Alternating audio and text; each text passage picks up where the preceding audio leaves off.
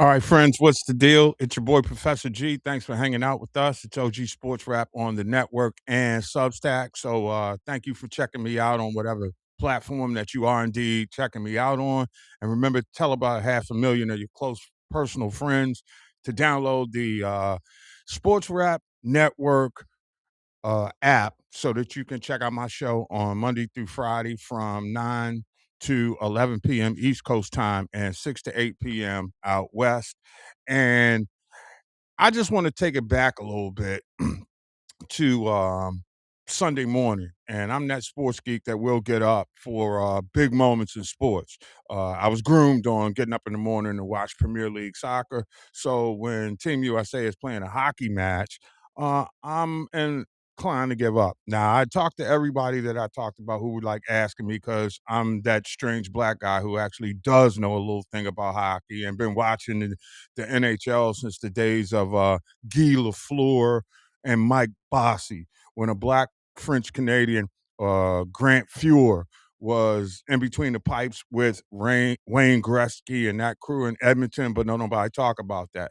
I also been down with Damon Kwame Mason, whose Solo on Ice video chronicles the life of the first black hockey player, Willie O'Ree. So again, I'm not going to say I'm some dude that can break down the neutral zone trap or how to put lines together, but I am old enough to be that young black kid in the hood who did remember the Miracle on Ice in 1976. And the irony cannot be more uh, described. I mean, let's be real for a second. This was a critical time in 1980 where the country was having an impasse with the Soviet Union. They were the proverbial evil empire. And it seems like every time there's a conflict that comes up somewhere around the Winter Games, it involves the U.S. and some, country that really plays hockey. Now, hockey is probably the fourth major sport in the United States, right? So I'll give it to you. And when the Stanley Cup comes around, the Stanley Cup is for real. Okay, make no mistake about that. But when the Olympics come around, and now that you've got NHL players in those games, the tournament has gotten much better. And guess what? Since we started allowing our best NHL American players to compete, U.S. has found a way to win medals. Okay, let's be clear about that. Now, there have been some heartbreaking losses. I'll never forget Sidney Crosby's rookie year. I believe it was 2016 or something like that when he hit the game winning goal uh, in Vancouver, and it was against Team USA, and that was a gut punch. It really was. It was like, wow, okay, that still is Canada's sport, but when you see the homies representing for your country, you kind of all right, I got your back. Forget all that kind of stuff. Canada got that one. Then there was the Four Nations Cup. And some of you may have seen on social media where in that moment, after 47 had decided that he was going to try to, quote, invade Canada, our greatest partner in the history of North American defense, it was like, whoa, I got to back off pulling for the boys here because, quite frankly, I don't like what's going on in terms of the attitude that we taken towards what has been a trade partner, a military defense partner, a great vacation place. Lord have mercy, Carabana is all that. Ooh, still, okay, today was a challenge. And that Sunday morning ritual when you get up and you have your cup of coffee and you get a little bit of church in on. I'm watching this game and it was really intense. And I talked to a lot of my friends and said, I just think that if Sidney Crosby plays, that the Canadian team would probably win. And Sid, who had the game winner as a rookie in like 2010 in Vancouver, had to kind of sit idly by and watch a gutty bunch of Americans who were playing for a teammate who had been tragically killed in an automobile accident about a year or so ago. So they came in a little bit lighter than they thought that they would be to take on a team who is defined by Canada. Let's be clear about something here. This loss for Canada's hockey is as big as when Team USA basketball on the men's side, when Larry Brown was coach, when they did no better than bronze medal. A silver medal does not work for Canada when it comes to hockey. It is indeed their sport. It's kind of like watching the World Baseball Classic and looking at all the Dominican nations and the Asian nations come on and kick America's ass with players who are being groomed to be better than American players, unless they're white American players who have a famous last name and their fathers played in the game.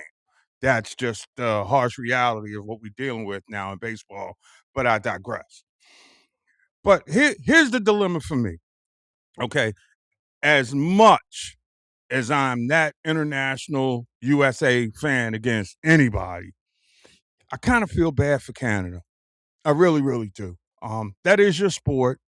It's got to be sickening to see how, in a time like this, where you're under patriot patriotism assault for whatever reason, and it shouldn't go down like that. We're supposed to be brothers in the same hemisphere, protecting each other's back. This should have been, I should say, one of those moments that was like, okay, at the end of the day, we still brothers in the struggle. In the hemisphere, we got to do and have each other's backs. So I'm pretty sure the Canadian fan base is feeling some type of way. You got tariffs on your products coming into the United States. And then the United States, you got a president who's talking about invading your country. And for the record, the masses in the States are not with that. We love our relationship, okay? And I think I can pretty much speak for my homies in Detroit too, where we got the bridge thing going on that they built. Ain't nobody tripping on but a dude who's like 500 miles away. You feel me? So what I'm trying to say is, dear Canada, my heart aches for you. But guess what? I was there after Vancouver. I was there after the Four Nations Classic. So it's not like those of us in the States who are hockey fans haven't felt your pain. And I'm pretty sure that, a lot of the OGs on the Canadian team, like the aforementioned Crosby, probably sees their Olympic mortality before them.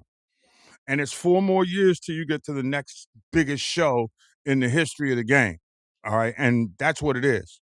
Pro players in these, when once were known as amateur Olympic sports, are great additions to the game. Because let's be real for a second. The people who are on skis, they're pros, especially some of that ski flying stuff. And heck, those pros are probably making more than ladies in the WNBA, which is a disgrace, but it's definitely a topic for another post or show a little bit later on down the line. Still, it's a great moment. I mean, there's only been 3 times in like the 100-year history of the Winter Olympics that Team USA has won the gold medal. And ironically enough, the first 2 times they had to do it on American soil. Squaw Valley, California in 1960, and even I wasn't growing up then. That was about the same time they were figuring out how to put the Olympics on TV. I think 1960, back in those days, history lesson people, the Winter Olympics and the Summer Olympics were in the same year. So all the broadcasters and the media type would come home, take a shower, sleep for about a week, and it'd be off to the next venue, right? And wherever that was. We don't do that anymore. And we got better athletes. And I never thought, as an American, okay, who did watch hockey when it was like that little bastard sport on TV on UHF. I remember watching a whole lot of hockey when I grew up in the DMV and Baltimore area, whether it was on Channel 20, and y'all in Detroit will remember the late, great Dan Kelly. Well, Dan Kelly, voice of the Red Wings, was a longtime national voice for the NHL hockey product as it was back in the day. Primitive, UHF, black and white. But I still remember the name Dan Kelly. God rest him. He was the voice Until Kenny Albert, he was the voice of American hockey. And then Al Michaels came along. Al Michaels wasn't a hockey guy. All right. With all due respect to him, hey, I love this call of the Super Bowl. I believe it was in 1987 when Doug Williams was there. That was Al Michael. Great. I mean, the baseball calls when certainly I guess it was the 85 National American League Championship Series when Dave Henderson of the Red Sox hit that home runs. You know, Al Michaels has had great moments. And one of his great calls is, "Do you believe in miracles?" Yes. Yes. But again, I still believe that Canada is still hockey central. I'm sorry, United States. We've got a passion for the game.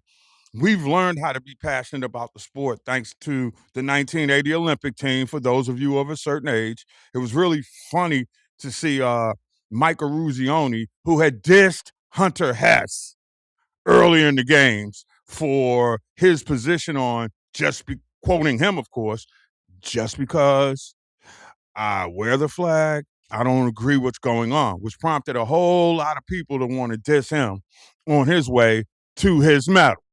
Okay. So it is supposed to be about pulling for your country.